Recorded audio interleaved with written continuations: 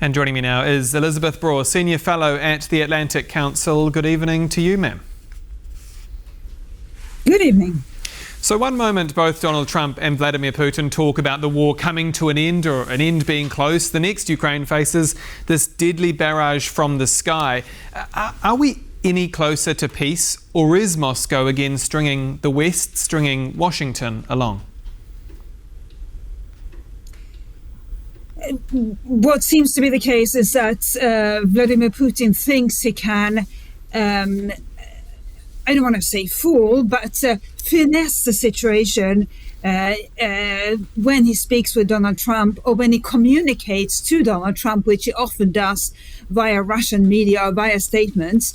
So that seems to be the case again. We should remember that the war has shifted in Ukraine's favor recently, and one of the ways in which we have seen that is that the Russians weren't able to hold anything like their usual Victory Day parade a few days ago. It was in fact a pretty minuscule parade in comparison, and that's because so many soldiers, so much weaponry are tied down in Ukraine, and the Ukrainians are having success, among other things, with their drones. But what Vladimir Putin seems to think still works is to communicate that the war is going better than it actually is, and hope that convinces Donald Trump.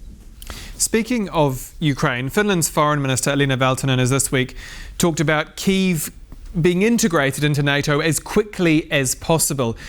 Do you agree that that would be a good move, or could that destroy any hopes of a peace deal with Russia?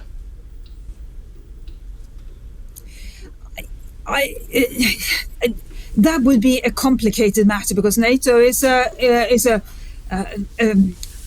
long-standing organization that, by the way, also isn't open to countries that are currently in conflict. So from that perspective, it's not even possible to invite Ukraine before the war has ended, and that may not even be the best idea. In fact, Volodymyr Zelensky has presented an idea that I think is much better, and that seems to have landed quite well, in fact exceptionally well, which is an idea of a new European defense alliance that would encompass Europe's countries clearly, and Ukraine.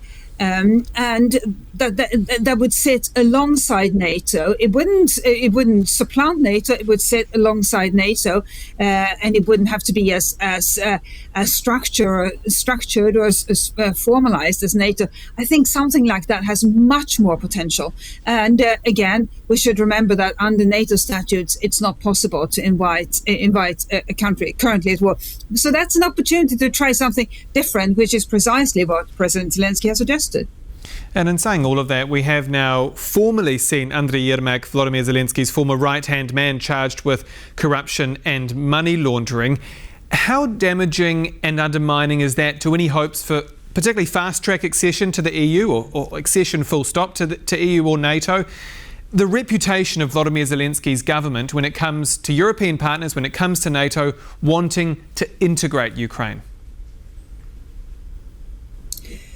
On one hand, it's damaging. It's massively embarrassing, and embarrassing to Zelensky himself, and it's detrimental to the reputation of the Ukrainian government that his former right-hand man, extremely powerful advisor, has now is finding himself in these corruption investigations.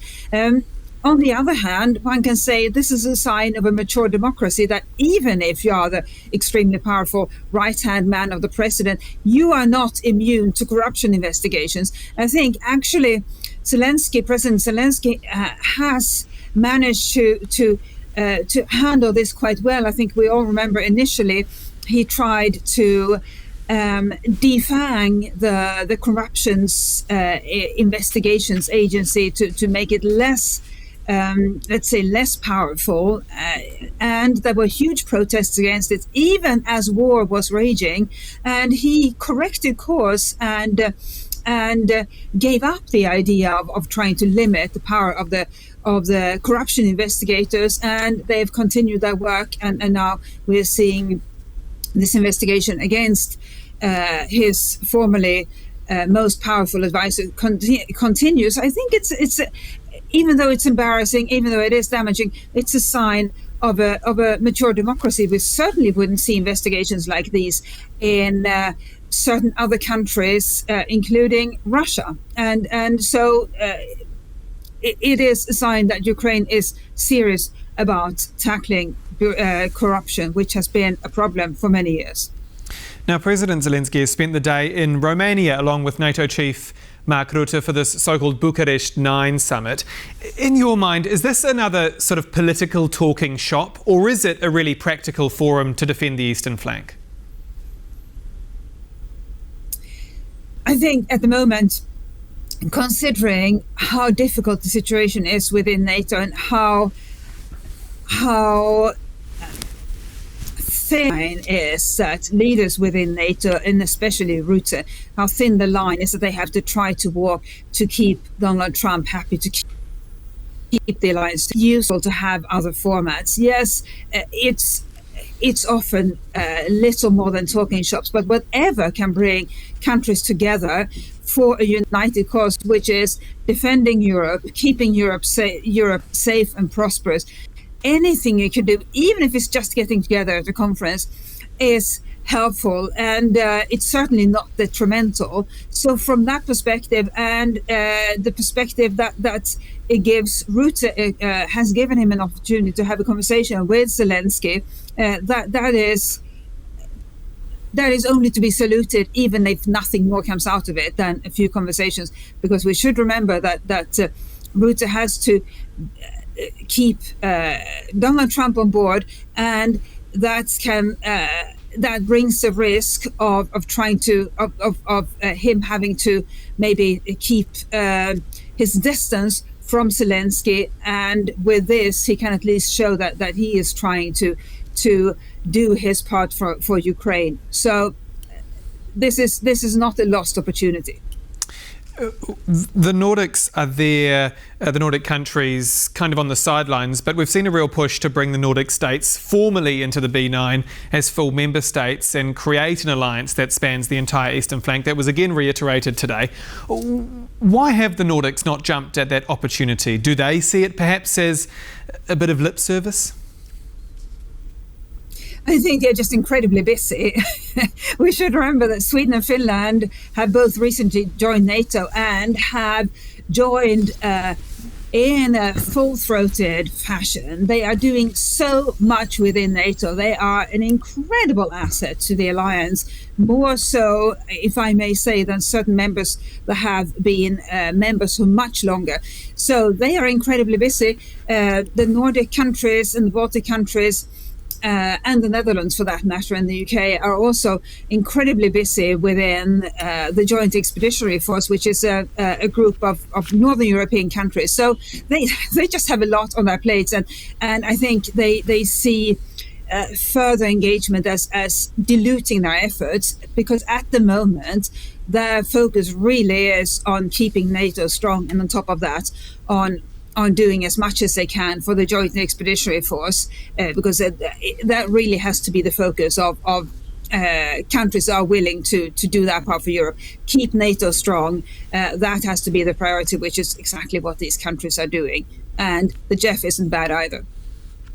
We're running out of time, but I do want to ask you, of course, about Beijing. President Trump has touched down in China to meet with Xi Jinping. It's arguably the two most powerful men in the world that will stand and sit in the same room. If you could predict how this will play out in one word, what would that be?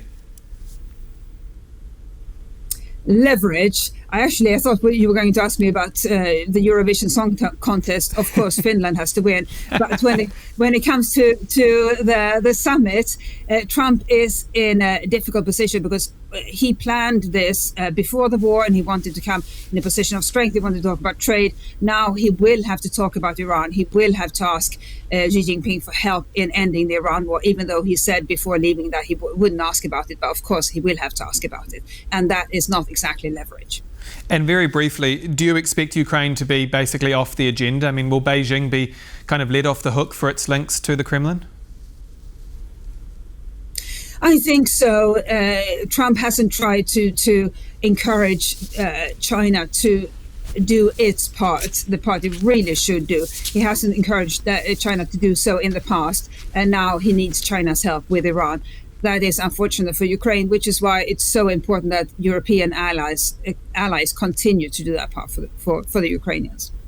Elisabeth Braw, Senior Fellow at the Atlantic Council. Always a pleasure. Thank you again for your time. Thank you.